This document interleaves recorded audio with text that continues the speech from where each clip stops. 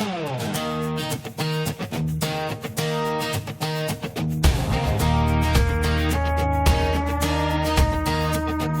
Lafayette nights to the Bayou Sun, we're working real hard till the job gets done. Homes and buildings, land to the street.